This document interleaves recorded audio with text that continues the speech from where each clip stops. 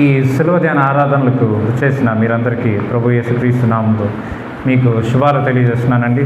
అలానే ఈ సమయాన్ని వచ్చిన దేవాది దేవునికి, అలానే సిఓ దంపతులకి, అలానే కోర్ సెక్రటరీ అండ్ ఎల్డర్స్కి, అలానే మీరందరికీ యేసు అతి పరిశుద్ధ నామములో వందనాలు తెలియజేస్తున్నానండి. ఈరోజు నాకిచ్చిన ధ్యానాంశం జీసస్ రెస్టోర్స్, యేసుక్రీస్తు ప్రభు పునరుద్ధరించుట గురించి నాకు ఈరోజు వచ్చారండి.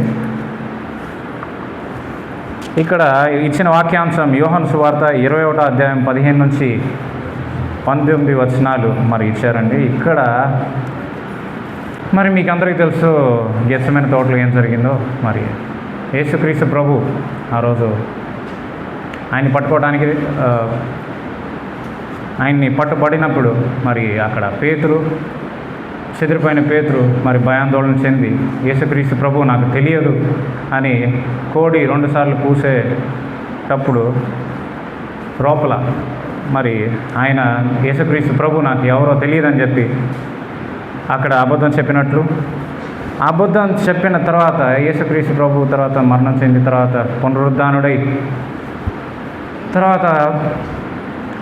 పునరుద్ధానుడై మూడవసారి అందరికీ కనిపించినప్పుడు జరిగిన ఒక సన్నివేశం, యేసుక్రీస్తు ప్రభువుకి పేతురుకి మధ్య జరిగిన సంభాషణ ఇక్కడ రాయబడి ఉంది. యోహాను సువార్త 20వ అధ్యాయం 15వ వచనం.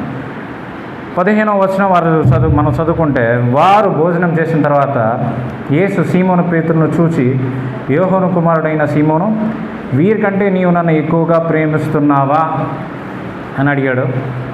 అప్పుడు ఆయన, ప్రభా నిన్ను ప్రేమిస్తున్నాను, నీవు ఎరుగుదు అని ఆయనతో చెప్పాడు. సో ఇక్కడ తెలుగు బైబిల్లో కానీ ఇంగ్లీష్ బైబిల్లో కానీ తీసుకుంటే ప్రేమ అని రాయబడింది, కానీ ఇది కొత్త నిబంధన గ్రంథం మరి గ్రీక్ భాషలో రాశారు. ఆ గ్రీక్ భాషలో మనం చూసుకుంటే అక్కడ యేసుక్రీస్తు ప్రభు యూస్ చేసిన ప్రేమ అనే పదం, అలానే పేతురు యూస్ చేసిన ప్రేమ అనే పదం కొంచెం వ్యత్యాసంగా, కొంచెం డిఫరెంట్గా ఉన్నట్టు మనం చూస్తాం. ఎందుకు అంటే గ్రీక్ భాషలో చాలా రకాలైన ప్రేమ గురించి వ్రాయబడి ఉందండి, కానీ ప్రముఖంగా 4 రకాల ప్రేమ గురించి మాట్లాడతారు. ఒకటి అగాపే ప్రేమ, దేవుని ప్రేమ, నిష్కలంకమైన ప్రేమ, పవిత్రమైన ప్రేమ. రెండవది ఫిలియోస్ ప్రేమ, అంటే సహోదరులు ప్రేమించుకునే ప్రేమ. సహోదరులు అంటే మనందరం ప్రేమించుకునే ప్రేమ, ఫిలియోస్ ప్రేమ.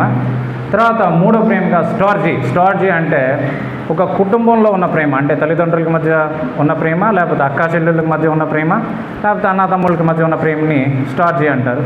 తర్వాత ఈరోస్ అనే ఒక ప్రేమ ఒకటి ఉందండి. ఆ ఈరోస్ ప్రేమ అంటే ఒక భార్యాభర్తలకు ఉన్న ప్రేమ, లేకపోతే ప్రేమికులకి మధ్య ఉన్న ప్రేమ, దీన్ని ఈరోస్ అంటారు. ఇక్కడ యూజ్ చేసిన ప్రేమ ఏంటంటే, వీరికంటే నీవు నన్ను ఎక్కువగా ప్రేమిస్తున్నావా అని యేసుక్రీస్తు ప్రభు అడిగిన క్వశ్చన్.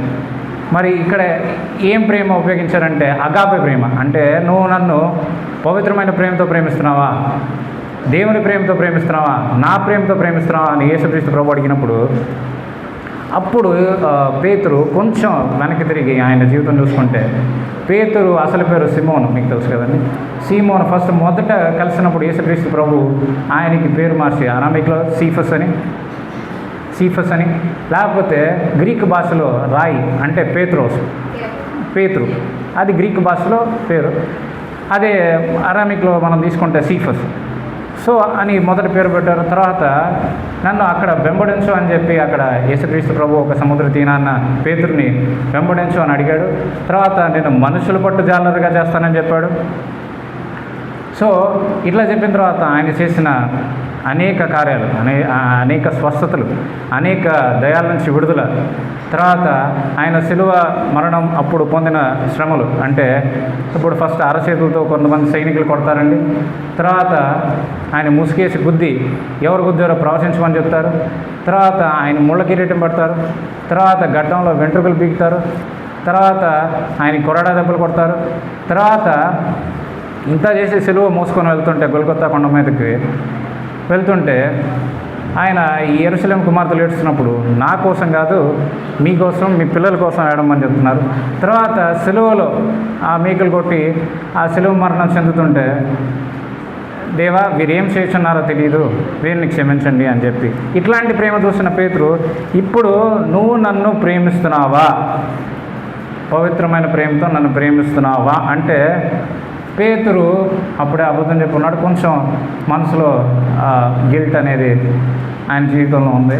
సో నేను మీరు చూపించినంత ప్రేమ నేను చూపించలేను, కానీ నేను సహోదర ప్రేమతో ప్రేమిస్తున్నాను అని చెప్పినట్లు మనం చూస్తున్నాం. అప్పుడు యేసుక్రీస్తు ప్రభు ఒక పరిచర్యకు పిలుపు, నా గొర్రెపిల్లలను మేపు అంటే విశ్వాసంలో గొర్రెపిల్లలను మేపు అని అతనితో చెప్పినట్లు మనం చూస్తున్నాం. అంటే విశ్వాసంగా నూతనంగా వచ్చిన వారిని వాక్యం నేర్పించి యేసుక్రీస్తు ప్రభుని గురించి చెప్పి వారిని అభివృద్ధి చేయమని చెప్పి యేసుక్రీస్తు ప్రభు పిలుపునిస్తున్నట్లు మనం చూస్తున్నాం. మరి ఇంకొకసారి మనం చూస్తే మళ్ళీ యేసుక్రీస్తు ప్రభు నీవు నన్ను ఈ పవిత్రమైన ప్రేమతో ప్రేమిస్తున్నావా అని మనం అడిగితే ఈసారి మళ్ళీ సేమ్ ఆ వెనక తిరిగి చూసుకొని పేతురు లేదు సహోదర ప్రేమతోనే ప్రేమిస్తున్నాను అని చెప్పాడు. అప్పుడు ఈసారి ఆయన గొర్రెలను ఖాయమని చెప్పి యేసుక్రీస్తు ప్రభు ఆయనకి పిలుపునిచ్చినట్లు గొర్రెలను అని ఇక్కడ ఆయన ఇంతకుముందు వచ్చి గొర్రె పిల్లలను ఖాయమని చెప్పాడండి.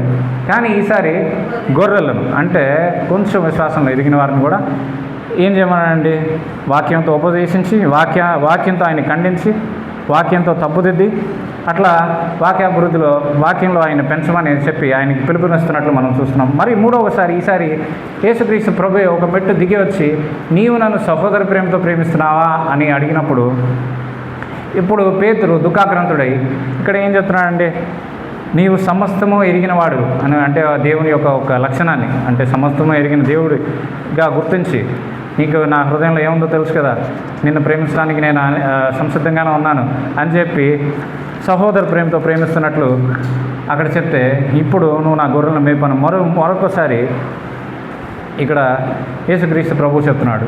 సో తర్వాత యేసుక్రీస్తు ప్రభు ఆయన పరిచర్యలో ప్రారంభ దినాల్లో కానీ తర్వాత అంత్య దినాల్లో ఆయన ఎట్లా కష్టాలు పడతాడు, ఎవరు పేతురు ఎలా కష్టాలు పడతాడో అక్కడ ప్రవచించినట్లు చెప్పినట్లు చూస్తాం.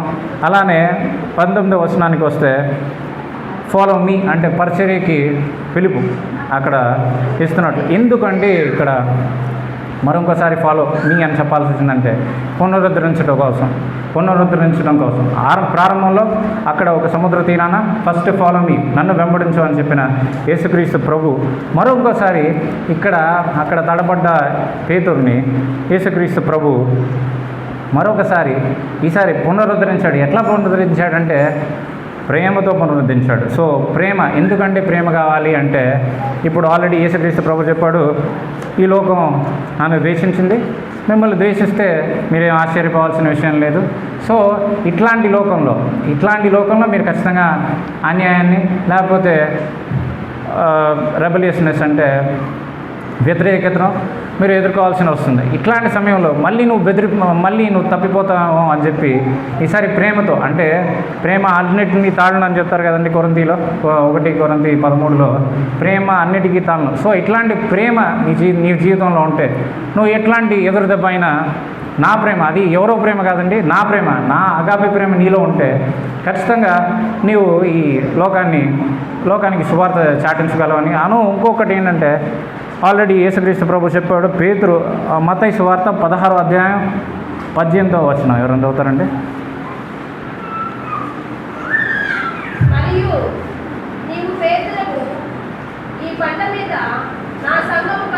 చాలండి. సో ఈ పేతురును రాయిని బండగా చేసి అక్కడ సంఘాన్ని కడుతున్నట్లు మనం చూస్తున్నాం. అంటే పరిశుద్ధాత్మ దేవుని శక్తిని పెంతెకొస్తే రోజు పేతురు పొందిన తర్వాత ఆయన మామూలుగానే రాయి బండ అయిపోయి అక్కడ ఆయన సువార్త సేవకు ఉపయోగకరంగా మారబడిందని మనం ఇట్లా చూస్తామండి.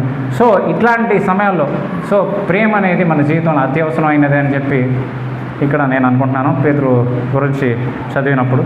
సో ఇట్లాంటి సమయంలో ప్రేమ లాస్ట్ సండే మా చర్చ్కి వెళ్ళినప్పుడు ఎన్ఎల్ఏజీ చెన్నైలో వెళ్ళినప్పుడు అక్కడ చెప్పాడండి ఇట్లాంటి సమయాల్లో, ఇట్లాంటి చివరి రోజుల్లో దేవుని కోసం నిలబడాలంటే మనకు దేవుని మీద ప్రేమ కలిగి ఉండాలండి. సో మనం దేవుని మీద ప్రేమ లేకపోతే మనకు ఒక కష్టంగానే, ఒక దేవుని కోసం పడాల్సిన హింస కానీ మన జీవితంలో వస్తే ఖచ్చితంగా మనం పేదరు వాళ్ళ అబద్ధం చెప్తాం.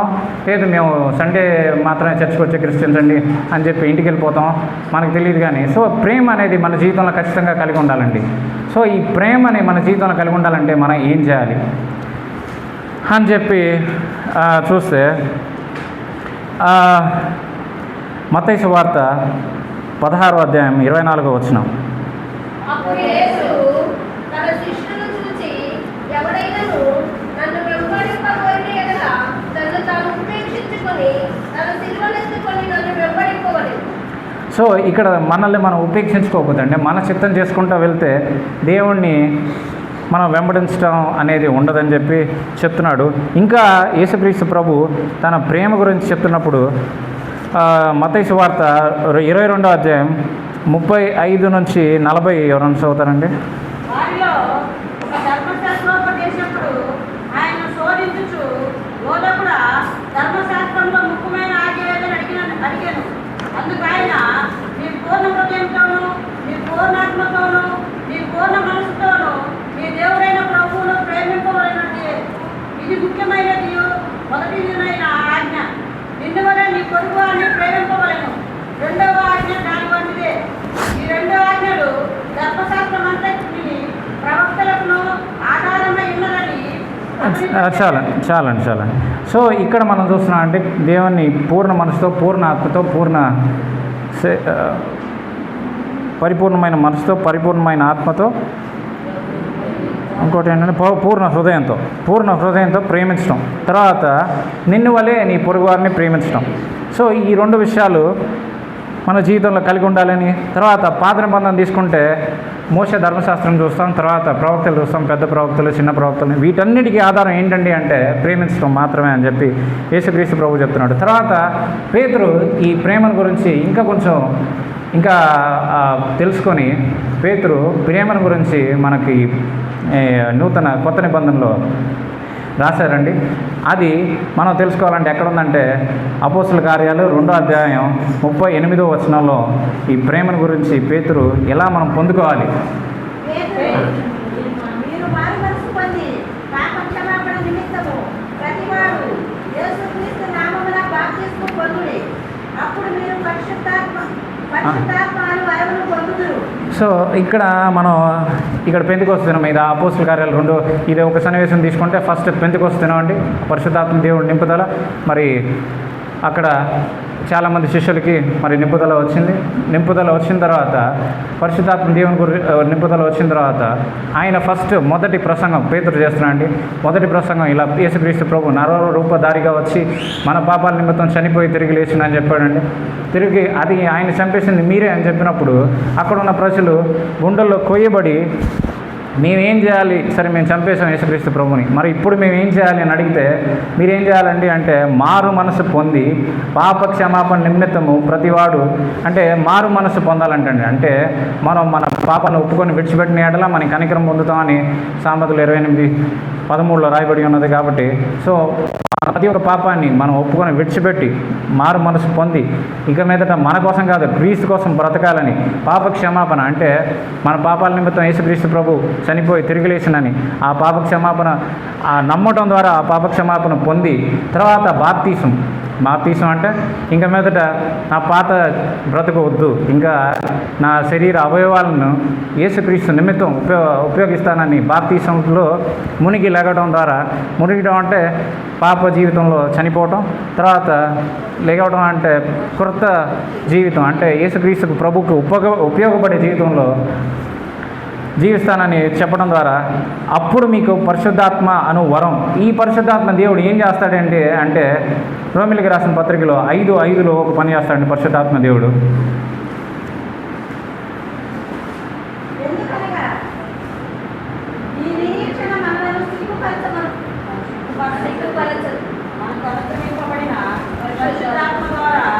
దేవుని ప్రేమ మన హృదయములలో కుమ్మరింపబడి ఉన్నది. ఏలయనగా మనం ఇంకా బలహీనమై ఉండగా చాలు చాలు చాలు. ఇక్కడ పరిశుద్ధాత్మ దేవుడు ఏం చేస్తున్నాడంటే మన హృదయాల్లో ఆయన ఒక జలపాతంలో ప్రేమను కుమ్మరిస్తున్నాడంటండి. సో ప్రేమని యేసుక్రీస్తు ప్రభు చేసిన యాగం ద్వారా పరిశుద్ధాత్మ దేవుడు మన హృదయాల్లో వచ్చి ఆయన ప్రేమ కుమ్మరిస్తున్నాడు. సో ప్రేమను కుమ్మరిస్తే మనం ప్రేమను చూపించలేని స్థితిలో ఉన్నాం కదండి.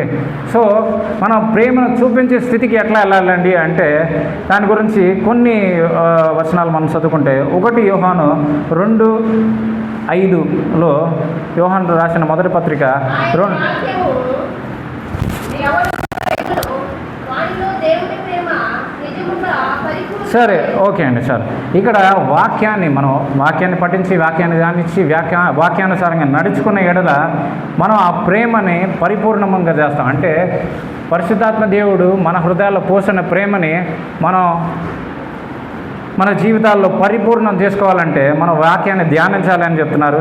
తర్వాత ఇంకా పేతురు ఈ వాక్యాన్ని గురించి ఇంకా ఈ ప్రేమని ఎట్లా మనం బయటికి ఇతరులకి, అంటే అగాపే ప్రేమ అంటే ఏంటంటే దేవుని పరిపూర్ణంగా ప్రేమించాలి, అలానే పొరుగువారిని నిన్ను వల్లే నీ పొరుగువారిని ప్రేమించాలి. ఈ స్థితికి మనం ఎలా వెళ్ళగలమంటే ఒక 7 స్టెప్స్ మన జీవితంలో ఖచ్చితంగా 7 లక్షణాలు మన జీవితంలో కలిగి ఉంటే ఖచ్చితంగా ఇట్లాంటి ప్రేమని, అంటే ఒక విశ్వాస జీవితంలో ప్రేమ అనేది ఒక ఫస్ట్ రోజు ఇలా లేకపోతే ఒక ఫస్ట్ సంవత్సరంలోనో లేకపోతే మొదటి నెలలోనో వచ్చేది కాదండి. ఇది ఒక విశ్వాస జీవితంలో పరిపక్వత వచ్చిన తర్వాత చూపించేదే ప్రేమ, అగాపే ప్రేమ. అంటే ఆ దేవుని పరిపూర్ణంగా ప్రేమించే ప్రేమ, లేకపోతే ఒక సహోదరుని నిన్ను వలె నీ పొరుగువారిని ప్రేమించే ప్రేమ. ఇట్లాంటి ప్రేమ కలిగి ఉండాలంటే ఒక 7 స్టెప్స్, మన 7 లక్షణాలు ఖచ్చితంగా మన జీవితంలో అలవరుచుకుంటే కానీ ఇట్లాంటి ప్రేమను మనం మన జీవితంలో చూపించలేమని చెప్పి 2 పేతురు 1వ అధ్యాయంలో దాని గురించి రాశాడండి. 2 పేతురు 1వ అధ్యాయం 2వ వచనం అండి. మన మహిమను బట్టియు గుణాతిశయమును బట్టియు మనలను పిలిచిన వారిని కూర్చున్న అనుభవ జ్ఞానము మూలముగా ఆయన దైవశక్తి జీవమునకును భక్తికి కావలసిన వాటన్నిటిని మనకు దయచేస్తున్నందున. సరే, చాలండి. ఇక్కడ ఏం చెప్తున్నా అంటే మనకి దైవశక్తికి, జీవించడానికి, భక్తిని పొందుకోవడానికి ఇవన్నిటికి కావాల్సినవి దేవుడు ఆల్రెడీ ఇచ్చాడంటండి. అవి ఎక్కడ ఉన్నాయి అని ఎతికితే 4వ వచనంలో ఉన్నాయంటండి. 4వ వచనం చదువుతారండి.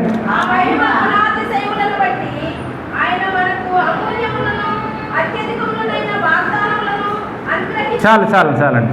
సో ఇక్కడ మనకి జీవించడానికి మన జీవితంలో చాలా లోట్లు పాటలు ఉంటాయండి. మనం జీవించడానికి, దైవశక్తి పొందడానికి, అలానే భక్తి పొందడానికి, ఈ 3 పొందుకోవడానికి కావాల్సినవన్నీ ఎక్కడ పొందుపరిచాడు దేవుడు అండి అంటే వాగ్దానాల్లో పొందుపరిచాడంటండి. సో వాగ్దానాన్ని మనం జీవితంలో మనం ప్రతిదీ క్లెయిమ్ చేసుకోవాలి. అంటే మనం వాటిని మన జీవితంలో ప్రార్థనలో పెట్టి ప్రార్థన చేసినప్పుడు, అంటే అందరికీ చాలామందికి మరి స్వస్థత కావాలండి. సో స్వస్థత కావాలంటే దేవుణ్ణి ప్రార్థన చేయాలంటే ప్రార్థన ఎలా చేస్తామంటే మనం దేవా నన్ను స్వస్థపరచు అంటే దేవుడు చెప్తాడంట, నా బైబిల్లో అనేక వాగ్దానాలు నీకు ఇచ్చాను, ఏదో ఒక వాగ్దానాన్ని పట్టుకొని నాకు ప్రార్థన చేయి అంటే. ఇప్పుడు మనం ఏం చేయాలండి అంటే మనం యేసుక్రీస్తు దెబ్బల ద్వారా మనకు స్వస్థత పొందుకుంటాం అనే ఒక వాగ్దానాన్ని మనం పట్టుకొని, దేవా ఆల్రెడీ సిలువలో యేసుక్రీస్తు ప్రభు నాకు నిమిత్తం మరి దెబ్బలు పొందాడు, సో ఆయన అనుగ్రహించు స్వస్థత నాకు నా జీవితంలో ఇవ్వమని మనం అలా అడగచ్చు. ఇంకా ఇంకో దైవజనుడు ఏం చెప్తాడంటే, ఒకవేళ పాపంలో ఉన్నాం, పాపం నుంచి బయటికి రాలేకపోతున్నాం అంటే మరి సామెతలు కీర్తనలు 42లో చెప్పిన ఒక దావీదు ప్రార్థించిన ఒక ప్రార్థనలో ఒక చిన్న మాట,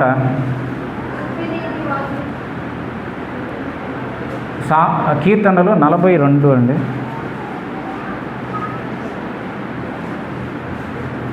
ఓకే, జిగటగల ఊబిలో నుంచి నా బండ మీద నిలబడతానని చెప్తాడు. సో మనం ఈ వాగ్దానాన్ని మన జీవితంలో మన ప్రార్థనలో పెట్టి క్లెయిమ్ చేసి, దేవా నన్ను ఈ పాప నుంచి లేవనెత్తు అని అడిగితే యేసుక్రీస్తు ప్రభు మనం లేవనెత్తాడని. అలానే సరే ఇప్పుడు ప్రస్తుతానికి ఒక బాధలో ఉన్నాను, మరి ఎట్లా ఈ ఒక పరిస్థితి నుంచి నేను బయటికి రావాలి, నాకు వాగ్దానాలు సరిగ్గా రావు అనే పరిస్థితిలో ఉంటే యేసుక్రీస్తు ప్రభు చెప్తున్నాడు, నా నామమును బట్టి మీరు నన్ను ఏమడుగునో నేను చేతును అని చెప్తున్నారు. సో ఈ యొక్క వాగ్దానాన్ని తీసుకొని మనకేం వాగ్దానం పర్టికులర్గా అంటే మనకున్న అవసరానికి కావాల్సిన వాగ్దానం మన జీవితంలో దొరకలేకపోతే ఈ వాగ్దానాన్ని పట్టుకొని మనం పొందుకోవచ్చు అని చెప్పి ఇక్కడ పేతురు భక్తుడు చెప్తున్నాడు. కానీ ఇప్పుడు సరే మన ప్రేమ బయటికి చూపించే పరిస్థితికి రావాలంటే మనం ఏం చేయాలి అంటే ఒక 7 స్టెప్స్ మరి ఇక్కడ పేతురు మనకి చెప్తున్నాడు. 5 నుంచి 7 వచనాలు ఎవరు చదువుతారండి? 2 పేతురు 1:5-7 అండి. 2 పేతురు రాసిన 2వ పత్రిక 1వ అధ్యాయం 5 నుంచి 7. ఆ హేతువు చేతనే మీ మట్టుకు మీరు పూర్ణ జాగ్రత్త గలవారై మీ విశ్వాసమునందు సద్గుణమును, సద్గుణమునందు జ్ఞానమును, జ్ఞానమునందు ఆశా నిగ్రహమును, ఆశా నిగ్రహమునందు సహనమును, సహనమునందు భక్తిని, భక్తి యందు సహోదర ప్రేమను, సహోదర ప్రేమ యందు దయను అమర్చుకొనుడి. ఓకే అండి, చాలు. ఇక్కడ దయ అంటే ఫుట్ నోట్లో మీకు రాసి ఉంటుందండి ప్రేమ అని. కానీ ఇంగ్లీష్ బైబిల్లో క్లియర్గా రాసి ఉంది. లాస్ట్లో యూజ్ చేసిన మాట దయ కాదు, చారిటీ అంటే పవిత్రమైన ప్రేమ, అగాపే లవ్ అని చెప్పి అక్కడ ఇంగ్లీష్ బైబిల్ అయితే రాసి పెట్టారు. సో మొదటగా ఇది మనం ఈ లక్షణాలు పూర్ణ జాగ్రత్త గలవారి మనం ఈ నేర్చుకోవాలి. మన జీవితంలో మనం ఈ ఉండేలాగా చూసుకోవాలని చెప్పి ఇక్కడ పేతురు మనకి చెప్తున్నాడు. దాంట్లో విశ్వాసం అన్నిటికీ బేస్, అన్నిటికీ పునాది విశ్వాసం అండి. మన పాపాల నిమిత్తం యేసుక్రీస్తు ప్రభు చనిపోయి తిరిగి లేచాడు. సో ఈ విశ్వాసం తర్వాత మనల్ని రెండవ రాకడలో ఖచ్చితంగా యేసుక్రీస్తు ప్రభు మనల్ని లేకపోతున్నాడని చెప్పి ఇంకో విశ్వాసం. ఇట్లాంటి విశ్వాసం పునాదండి, అన్నిటికీ పునాది విశ్వాసం.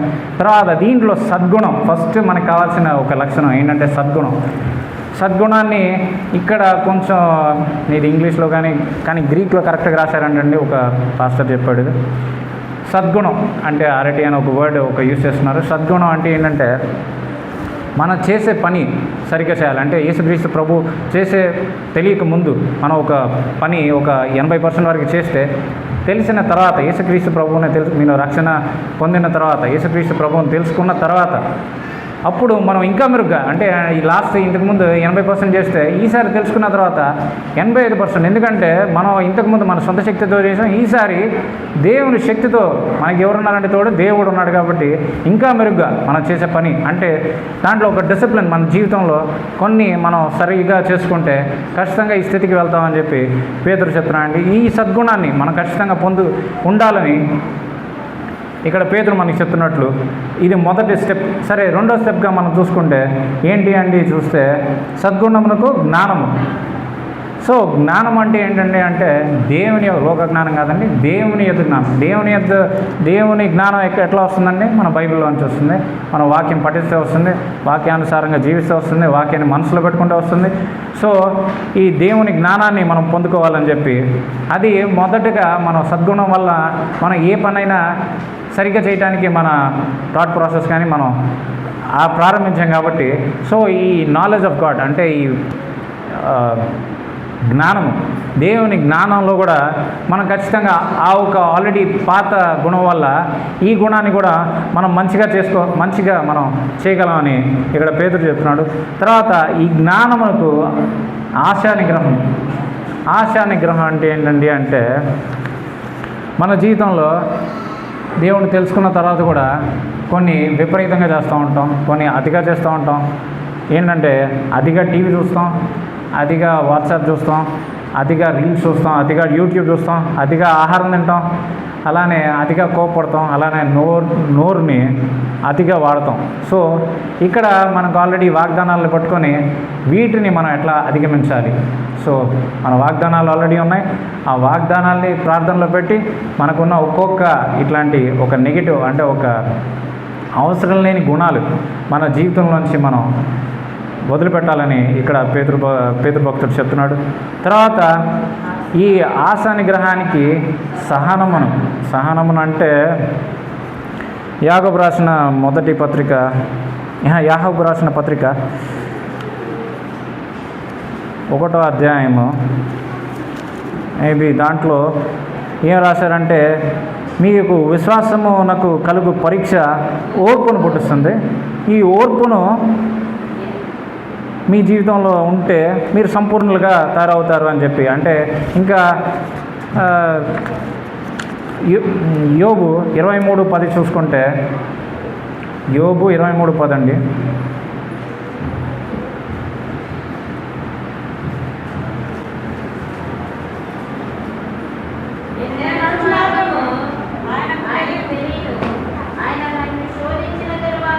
నేను మంచి సువర్ణము వలె కనబడుదును. కనబడుతుంది. సో ఈ శోధన ద్వారా యోబు మంచి సువర్ణం వల్ల, అంటే సువర్ణంలో కొంచెం ఏదన్నా కల్మషం ఉంటే అది ఒక శోధన ద్వారా అది పోతుంది. అంటే ఒక శ్రమ లేకపోతే ఒక శోధన లేకపోతే ఒక పరీక్ష మన జీవితంలో దేవుడు మనల్ని వెళ్ళటానికి అనుమతించినప్పుడు అప్పుడు మనం దేవుణ్ణి పట్టుకొని అది పరిస్థితి ఎట్లా ఉన్నా మన సమస్య నుంచి ఎట్లా బయటపడినా కూడా దేవుణ్ణి ఇంకా పట్టుకొని ఉంటే మన జీవితంలో ఓర్పు అనేది, ఈ ఓర్పు అంటే మన జీవితంలో ఏది జరిగినా కూడా ఈసారి మనం దేవుణ్ణి నమ్ముకొని ఉంటాం కాబట్టి దేవుడు ఖచ్చితంగా మన జీవితంలో మనల్ని కాపాడుతాడు, ఈ యొక్క పరిస్థితి నుంచి మనం విడుదల దయచేస్తాడని మన జీవితంలో నమ్మినప్పుడు ఈ ఓర్పు ద్వారా మనం సంపూర్ణ అవుతాం. సో సంపూర్ణ అంటే ఇట్లాంటి ఒక కష్ట సమయంలో ప్రేమించడం ఎలా అండి అంటే దేవుడి మీద నిరీక్షణ. దేవుడు ఖచ్చితంగా నన్ను ఈ యొక్క పరిస్థితి నుంచి విడుదల చేస్తాడు, నాకు సహాయం చేస్తాడు, దీని ద్వారా నాకు నేర్పిస్తాడు కొత్త విషయాల్ని అని ఒక థాట్ ప్రాసెస్లో, ఒక ఆలోచన విధానంలో వెళ్ళటం వల్ల మన జీవితంలో ఒక సహనం ద్వారా మనం ప్రేమ చూపించగలిగిన స్థితిలోకి వెళ్తామని పేతురు చెప్తాడండి. తర్వాత సహనానికి భక్తి చేర్చాలని చెప్తున్నారండి. ఇక్కడ భక్తి అంటే ఏంటంటే ఒక మనిషికి భక్తిపరుడు అని చెప్పాలంటే ఒక సమూహంలో వెళ్ళినప్పుడు వీడికి దేవుడు తెలుసు, వీడు దేవుడికి చెప్పిన మాటలే ఖచ్చితంగా జీవితంలో చేస్తాడు అని చెప్పి అనే పరిస్థితికి వెళ్ళాలండి. లేదు వీడు వచ్చి దేవుడి గురించి మాట్లాడతాడు కానీ చేసే పనులు కంప్లీట్గా డిఫరెంట్గా ఉంటాయి, వ్యతిరేకంగా ఉంటాయి. సో అలాంటి పరిస్థితి కాకుండా ఖచ్చితంగా దేవుడిని తెలుసు అంటే ఒక దైవ భక్తి కలిగి ఉన్న మనిషి ఒక మీటింగ్ వచ్చాడు అనుకోండి, మనకి దేవుని గురించి ఆలోచన లేకపోతే పాపం గురించి ఒక కన్విక్షన్, ఒక ఒప్పుకోలు మన జీవితంలో కలుగుతుందని చెప్తున్నారు. సో ఇవన్నీ దాటుకొని ఇవన్నింటినీ మంచిగా చేసుకున్న తర్వాత మన జీవితంలో వచ్చేదే సహోదర ప్రేమ అని చెప్తున్నారండి. అంటే సహోదరుని ప్రేమించే ప్రేమ పరిస్థితికి మనం ఎప్పుడు వస్తామంటే ఈ 5 స్టేజెస్ని మనం సరిగ్గా ఫాలో అయితే 6వ స్టెప్కి వస్తామండి. 6వ స్టెప్ తర్వాత వచ్చేది 7వ స్టెప్. అప్పుడు అంటే అగాపే ప్రేమను చూపించే పరిస్థితికి వస్తాం. సో మన జీవితంలో అగాపే ప్రేమను కూడా అంటే ఇది ఒక పరిశుద్ధాత్మ దేవుని యొక్క ఫలం అండి, ఇది బహుమతి కాదు. ఫలాన్ని నేర్చుకోవాలండి అంటే ఈ 7 స్టెప్స్ మరి మనం మన జీవితంలో కలిగి ఉండాలి. దీని గురించి 8వ వచనం చదువుతారండి. 2 పేతురు 1:8. విస్తరించిన యెడల అవి మన ప్రభువు అయిన యేసుక్రీస్తుని గురించిన అనుభవ జ్ఞాన విషయంలో మిమ్మల్ని సోదరులైనను నిష్ఫలులైన కాకుండా చేయును. 9వ వచనం కూడా చదివితే ఈ ఎవరికి లేకపోను వాడు తన పూర్వ పాపములకు శుద్ధి కలిగిన సంగతి మరిచిపోయి మృత్యువాడును దూరదృష్టి లేనివాడును. సో ఇది మన జీవితంలో ఖచ్చితంగా ఉండాలండి, లేకపోతే మన జీవితం మరి జీవితం సరిగ్గా ఉండదు. సో ఈ లక్షణాలు కలిగి ఉండాలండి అని చెప్తున్నారండి. సో ఈ ప్రేమ మన జీవితంలో కలిగి ఉంటే ఏమవుతుంది? సరే ఎట్లా కొట్ట ఈ 7 స్టెప్స్ ఎట్లా కొట్ల మన జీవితంలో పాటించి మనం దాటుకొని వచ్చి ప్రేమ చూపించగలిగిన స్థితిలో ఉంటే ఏమవుతుంది అంటే 1 కొరింథీ ఈ ప్రేమ గురించి ఇంకా పౌలు భక్తుడు చెప్తున్నాడు. 1 కొరింథీ 13:4-7 ప్రేమ మత్సరపడదు, ప్రేమ డంబంగా ప్రవర్తించదు, అది ఉప్పొంగదు, అమర్యాదగా నడవదు, స్వప్రయోజనము విచారించుకునదు, త్వరగా కోపపడదు. సరే అండి, ఇది ఏంటంటే కొరింథీ సంఘంలో ఉన్న కొన్ని ప్రాబ్లమ్స్. అంటే కొరింథీ సంఘంలో వ్యభిచారం ఉంది, జాగ్రత్త ఉంది, మరి ఒక సహోదరుడి మీద ఇంకో సహోదరుడు కోర్టుకు వెళ్ళాలనుకున్నాడు. తర్వాత పరిశుద్ధాత్మ దేవుని బహుమతుల్లో ఒకరికి స్వస్థత, ఒకనికి స్వస్థత వరం ఉంటే ఇంకొకరికి ప్రవచన వరం ఉంటే నీది గొప్ప అంటే నాది గొప్ప. తర్వాత ప్రభు బలలో త్రాగుడు, తర్వాత విపరీతంగా తినటం, ఇట్లాంటి మీలో ఇట్లాంటి ప్రాబ్లమ్స్ ఉన్నాయి. ఈ ప్రాబ్లమ్స్ ఈ కష్టాలు రావడానికి కారణం ఏంటండి అంటే మీ సంఘంలో ప్రేమ లేనితనం వల్ల వచ్చినాయి. సో మీరు ఎట్లాంటి ప్రేమ ఈ ప్రేమ మత్సరపడదు, ప్రేమ డంబంగా ఇట్లాంటి డెఫినేషన్ ఉన్న ప్రేమ మీ జీవితంలో కలిగి ఉంటే ఖచ్చితంగా మీరు ఈ ఉన్న ప్రాబ్లమ్స్ని మీరు సరిదిద్దుకోగలరని చెప్తున్నారండి. చివరిగా మన పేతురు దగ్గరికి వస్తే లాస్ట్లో యేసుక్రీస్తు ప్రభు పేతురు గురించి ఒక ప్రార్థన చేశాడంటండి. అది మనం చివరిగా లూకా సువార్త 22వ అధ్యాయము 31-32 చదువుకుంటే మనం ఇంకా ముగించుకుందామండి. 22, 31, 32 అండి లూకాసు వార్త. మీరు ఈ సంగతి జరుగుట చూసినప్పుడు దేవుని రాజ్యము సమీపమని తెలుసుకొనుడి. లేదండి లూకాసు వార్త 22 ఇదిగో. సో ఇక్కడ సాతాను గోధుమ వల్లే జల్లించుటకు మిమ్మల్ని కోరుకున్నాను అని చెప్పారు. సో మీ నమ్మిక పోకుండానట్లు నేను నీ కొరకు.